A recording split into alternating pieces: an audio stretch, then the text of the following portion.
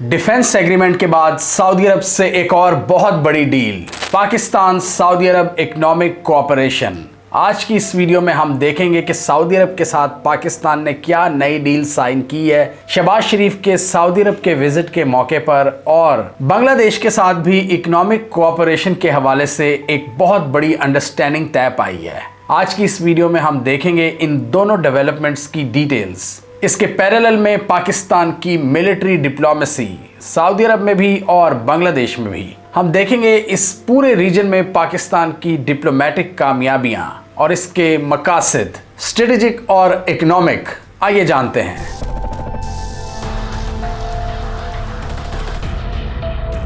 पाकिस्तान के prime minister ने एक डेलीगेशन के साथ सऊदी अरब का विजिट किया है, जहां पर फ्यूचर इन्वेस्टमेंट इनिशिएटिव कॉन्फ्रेंस हो रही है, जिसका 9th एडिशन मुनक्किद हुआ है रियाज में। और उसकी साइड लाइन्स पर पाकिस्तानी प्राइम मिनिस्टर शहबाज शरीफ और सऊदी क्राउन प्रिंस मोहम्मद बिन सलमान की मुलाकात हुई है, और उसमें दोनों ममालिक ने इकोनॉमिक कोऑपरेशन फ्रेमवर्क इस्टेब्लिश किया है, जो कि दोनों ममालिक के शेयर्ड इकोनॉमिक इंटरेस्ट पर मुश्तमिल है। और इस बात का अयादा किया गया है कि बायलैटरल ट्रेड और इन्वेस्टमेंट को बढ़ाया जाएगा। और इस हवाले से सऊदी अरब जो एक लंबे अरसे से पाकिस्तान में एक बहुत बड़ी ऑयल रिफाइनरी इस्टेब्लिश करना चाहता है, उस पर भी बातचीत हुई है। और इसके अलावा दूसरे सऊदी इन्वेस्टमेंट इनिशिएटिव्स पाकिस्तान के अंदर, इसके अलावा पाकिस्तान और सऊदी अरब की एक ये भी अंडरस्टैंडिंग है, डिफर्ड पेमेंट सिस्टम के तहत वो पाकिस्तान को तेल देते हैं, यानी वो आपको ऑयल सप्लाईज कर देते हैं और आपको 1 या 2 साल की मोहलत देते हैं कि जब आपके पास पैसे होंगे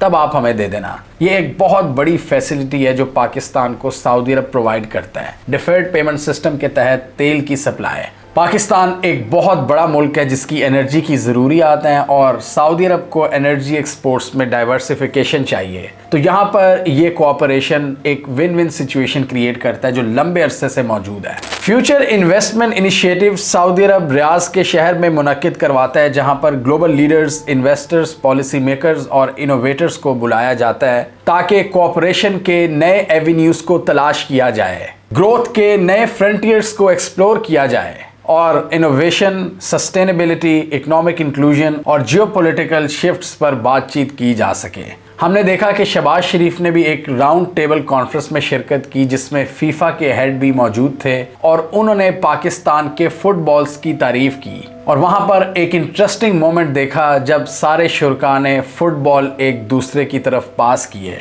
और वहां पर पाकिस्तान की तारीफ की गई, पाकिस्तान के मेयारी फुटबॉल्स की, जो हमें पता है कि सियालकोट में एक बड़ी तादाद में प्रोड्यूस किए जाते हैं और फीफा इवेंट्स में उनको यूज़ किया जाता है। पाकिस्तान सऊदी अरब इकोनॉमिक कोऑपरेशन फ्रेमवर्क के तहत बहुत से स्ट्रेटेजिक और हाई इम्पैक्ट प्रोजेक्ट्स को डिस्कस किया गया है, जिसमें इकोनॉमी, ट्रेड, इन्वेस्टमेंट और डेवलपमेंट प्रोजेक्ट्स शामिल हैं, जिसमें दोनों ममालिक के प्राइवेट सेक्टर्स आपस में बिजनेस डील्स करेंगे और गवर्नमेंट उनको फैसिलिटेट करेगी, और कुछ प्रोजेक्ट्स गवर्नमेंट टू गवर्नमेंट भी होंगे। और उसमें जो की एरियाज हैं उनको भी आइडेंटिफाई किया गया है, जैसे कि energy, industry, mining, information technology, tourism, agriculture और फूड सिक्योरिटी शामिल हैं। इस हवाले से बहुत से इकोनॉमिक प्रोजेक्ट्स को स्टडी किया जा रहा है दोनों साइड्स की जानिब से, और इस हवाले से MOUs भी साइन किए गए हैं। और एक इलेक्ट्रिसिटी इंटरकनेक्शन प्रोजेक्ट पर भी साइन किया गया है पाकिस्तान और सऊदी अरब की जानिब से। MBS के अलावा इस कॉन्फ्रेंस की साइड लाइन पर शहबाज शरीफ की दूसरे ग्लोबल लीडर से भी मुलाकात हुई, जिसमें वर्ल्ड इकोनॉमिक फोरम के हेड शामिल हैं, फीफा के प्रेसिडेंट और कुछ दूसरी प्रोमिनेंट ग्लोबल कंपनीज, जिन्होंने पाकिस्तान में इन्वेस्टमेंट की ख्वाहिश का इजहार किया शहबाज शरीफ से मीटिंग के दौरान। शहबाज शरीफ ने यहाँ पर ग्लोबल लीडर्स को पाकिस्तान की ट्रेजेक्टरी बताने की कोशिश की कि हमने पास्ट में बहुत मिस्टेक्स की हैं, लेकिन अब हम उनसे काफ़ी हद तक सीख चुके हैं। उनके मुताबिक इस वक्त पाकिस्तान में हम एक रिफॉर्म का एजेंडा लेकर चल रहे हैं और तरक्की की राह पर गामजन हैं। शहबाज शरीफ के मुताबिक पाकिस्तान टेक्नोलॉजी और AI को बहुत तेज़ी से अडॉप्ट कर रहा है डिफरेंट फील्ड्स में, और ये चीज़ हमें दुनिया के तरक्की याफ्ता ममालिक की सफ़ में खड़ा कर देगी बहुत जल्द। इसके अलावा यहाँ फॉरेन मिनिस्टर इसहाक डार की सऊदी फॉरेन मिनिस्टर से भी बातचीत हुई, और दोनों ममालिक ने गजा में होने वाली डेवलपमेंट्स पर तबादला ख्याल किया। दोनों ममालिक इस वक्त एक ज़बरदस्त स्ट्रेटेजिक पार्टनरशिप एंजॉय कर रहे हैं, जिसमें रिसेंटली इन्होंने एक म्यूचुअल डिफेंस एग्रीमेंट साइन किया है, اور ہم نے آپ کو اس ویڈیو میں اس کی ساری ڈیٹیلز دی تھیں کہ یہ کوئی نئی چیز نہیں ہے، لیکن پرانی انڈرسٹینڈنگز کو ری افرم کیا گیا ہے، ان کو فارمولائز کیا گیا ہے کچھ نئی ٹویکس کے ساتھ۔ اور یہاں پر پاکستان کے army chief field marshal Asim Munir بھی موجود تھے، جنہوں نے اس سے پہلے ایجپٹ اور جارڈن کا وزٹ کیا ہے اور وہاں کی ٹاپ لیڈرشپ سے ملاقات کی ہے۔ اور اب رپورٹ سے یہ کلیئر ہو رہا ہے کہ پاکستان غزہ میں انٹرنیشنل سٹیبلائزیشن فورس میں اپنا کردار ادا کرے گا۔ اور سب سے پہلے یہ چیز ہم نے اپنی ویڈیوز میں آپ کو ایکسپلین کی تھی کہ کس طرح یہ فورس اپنا کام کر سکتی ہے، اور اس حوالے سے پاکستان، آذربائیجان اور انڈونیشیا ٹاپ کنٹینڈرز ہیں نان عرب مسلم ممالک میں، اور اس کے علاوہ عرب ممالک میں جارڈن، ایجپٹ، قطر اور UAE شامل ہو سکتے ہیں۔ اور اس حوالے سے انہی کنٹریز سے پاکستان نے کنسلٹیشنز تیز کر دی ہیں۔ ان میں سے بہت سے ممالک نے اسرائیل کے ساتھ ڈپلومیٹک ریلیشنز اسٹیبلش کیے ہوئے ہیں، تو پاکستان ان سے بھی انفارمیشن لے رہا ہے۔ ڈیفینیٹلی اگر غزہ میں پاک فوج انٹر ہوتی ہے، اس کے لیے آپ کو اسرائیل کا مائنڈ سیٹ سمجھنا بھی بہت ضروری ہے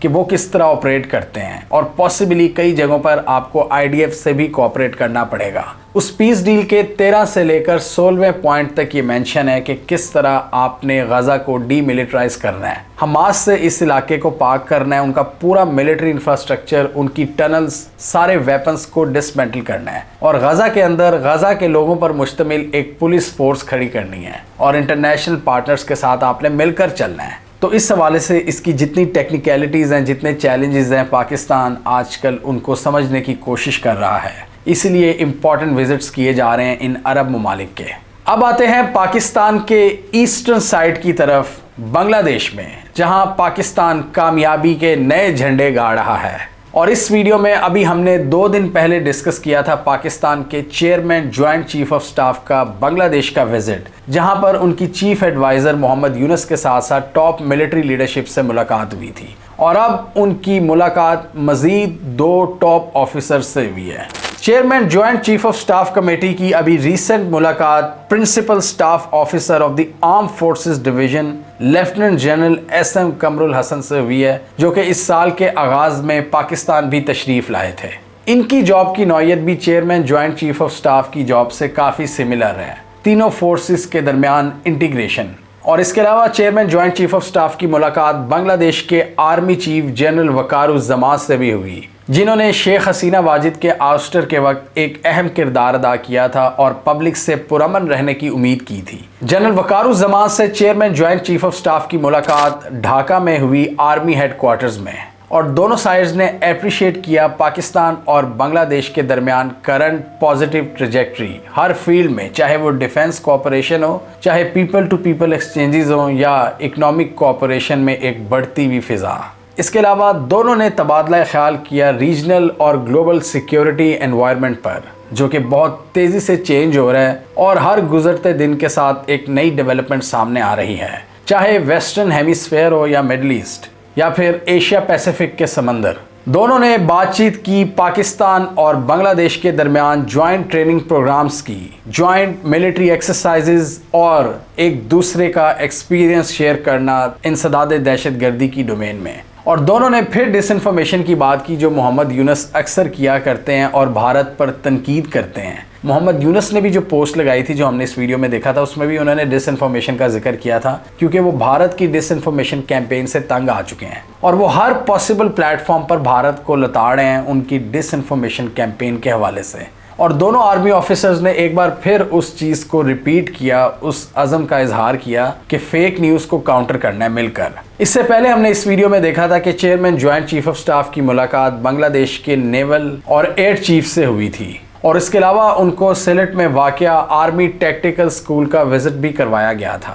اور یہاں پر جو سب سے انٹرسٹنگ نیوز سامنے آئی ہے پاکستان اور بنگلہ دیش کے حوالے سے، پاکستان اور بنگلہ دیش نے جوائنٹ اکنامک کمیشن کا اجلاس ہیلڈ کیا ہے، 9واں اجلاس، جو کہ 20 سالوں بعد منعقد کیا گیا ہے۔ یعنی آج سے پہلے یہ اجلاس مشرف دور میں ہوا تھا، جب خالدہ ضیاء بنگلہ دیش پر حکومت کر رہی تھیں اور وہ پاکستان آئی تھیں، اور خالدہ ضیاء کے ہسٹوریکلی پاکستان سے ریلیٹیولی بہتر تعلقات ہوتے تھے، لیکن جب بھی شیخ حسینہ واجد آئی ہیں انہوں نے پاکستان کے ساتھ تعلقات کو خراب کیا ہے، اور شیخ حسینہ واجد جب اپنے آپ کو کنسالیڈیٹ کر رہی تھی بنگلہ دیش میں، اسی دوران مودی کا رائز ہو رہا تھا 2014-15 میں، تو انہوں نے ایک ایسی پارٹنرشپ کی 10 سال جس میں انہوں نے کمپلیٹ رستے بند کیے پاکستان کے لیے بنگلہ دیش کے اندر. اس سے پہلے پھر بھی پاکستان کو کوئی سپیس مل جاتی تھی بنگلہ دیش کے اندر, لیکن شیخ حسینہ واجد اور مودی نے مل کر یہ میک شور کیا کہ پاکستان کو انٹر نہیں ہونے دینا. اور یہی ہم نے دیکھا. عمران خان کی حکومت نے تھوڑی بہت کوششیں ضرور کی شیخ حسینہ واجد کو انگیج کرنے کی, لیکن انہوں نے زیادہ لفٹ نہیں کروائی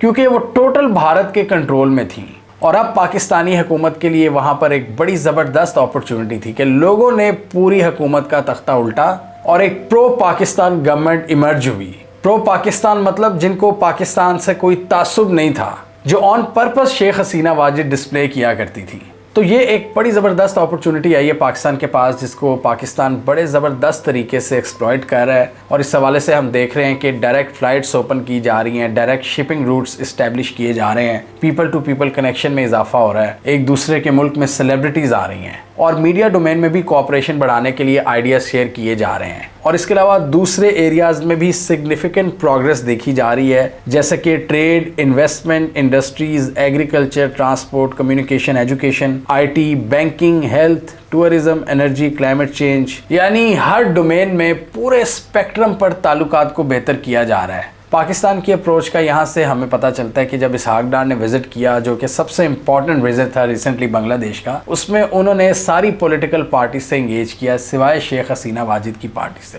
پاکستان اور بنگلہ دیش کے درمیان جوائنٹ اکنامک کوآپریشن JEC کا جو 9th سیشن ہوا ہے 20 سالوں بعد, اس کو پاکستان کی طرف سے فیڈرل منسٹر فار پیٹرولیم علی پرویز ملک اور بنگلہ دیش کے فائنانس ایڈوائزر ڈاکٹر صلاح الدین احمد نے کو چیئر کیا. اور دونوں نے اس بات پر اتفاق کیا کہ نیشنل شپنگ کارپوریشنز کے درمیان تعاون کو بڑھایا جائے گا جو پاکستان اور بنگلہ دیش میں کام کر رہی ہیں. اور پاکستان نے یہاں بنگلہ دیش کو ایک بہت بڑی آفر کر دی ہے ٹریڈ کے حوالے سے, ٹرانزٹ ٹریڈ کے حوالے سے. پاکستان نے کہا ہے کہ آپ ہماری کراچی پورٹ کا استعمال کر سکتے ہیں اور اپنی مصنوعات کو چائنا اور سینٹرل ایشیا تک بھجوا سکتے ہیں, سمندری راستوں کی بات کریں تو. یعنی جو چیزیں بنگلہ دیش کے لیے ویسٹرن سائڈ سے آ رہی ہوں گی, یورپ سے آ رہی ہوں گی یا مڈل ایسٹ سے آ رہی ہوں گی, تیل وغیرہ یا دوسری مصنوعات, ان کو گوادر یا کراچی پر آف لوڈ کیا جا سکتا ہے. ویسے تو چائنا بنگلہ دیش کو کنیکٹ کرنا چاہتا ہے میانمار کے ذریعے, لیکن یہاں پر سب سے بڑی پرابلم ہے رکھائن اسٹیٹ, جس کو ہم نے اس ویڈیو میں ایکسپلین کیا تھا. یہاں پر بہت زیادہ مسئلے مسائل ہیں, تو چائنا اور بنگلہ دیش کی بہت سے مسائل حل ہو جاتے ہیں اگر میانمار کے ذریعے یہ کنیکٹ ہو جائیں.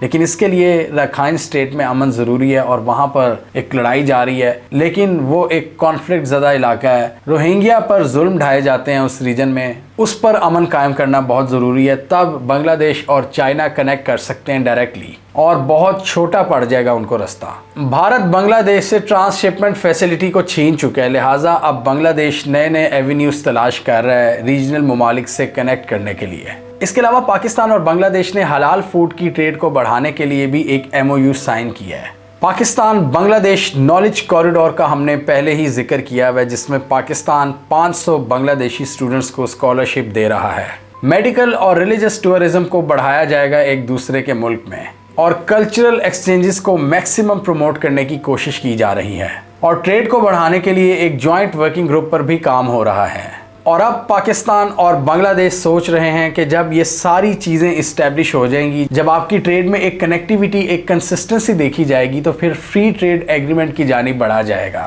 اور ایک دوسرے کی مصنوعات پر ٹیرفز کو کم سے کم کرنے کی کوشش کی جائے گی, جس سے دونوں ملک بہت زیادہ فائدہ حاصل کر سکتے ہیں ٹریڈ میں بھی, اور اپنی ایکسپورٹس کو ایک دوسرے کے ملک میں بڑھا سکتے ہیں, اور اوور آل اپنی اکانومی کو بہتر کر سکتے ہیں. The 9th JEC concluded in a spirit of friendship and mutual respect, reaffirming the shared commitment of Pakistan and Bangladesh to further deepen bilateral relations and regional economic integration. تو یہ clear ہے کہ پاکستان اور بنگلہ دیش نہ صرف ملٹری ٹو ملٹری کوآپریشن کو بڑھا رہے ہیں, بلکہ اکانومی, ٹریڈ اور انویسٹمنٹ میں بھی اضافہ چاہتے ہیں مل کر, جو کہ دونوں ممالک کے فیوچر کے لیے ایک بڑی زبردست چیز ہے. اور یہ ایک بہت اعلیٰ موقع ہے دونوں ممالک کے لیے اپنے تعلقات کو بہتر کرنے کا, اور یہ کر بھی رہے ہیں. دوسری طرف پاکستان کی عرب ممالک سے انگیجمنٹ مڈل ایسٹ کے میٹرز کے حوالے سے, اور پاکستان کی سعودی عرب کے ساتھ نئی اکنامک ڈیل, اور اس کے علاوہ پاکستان ملٹری کی آؤٹ ریچ بیانڈ ایشیا,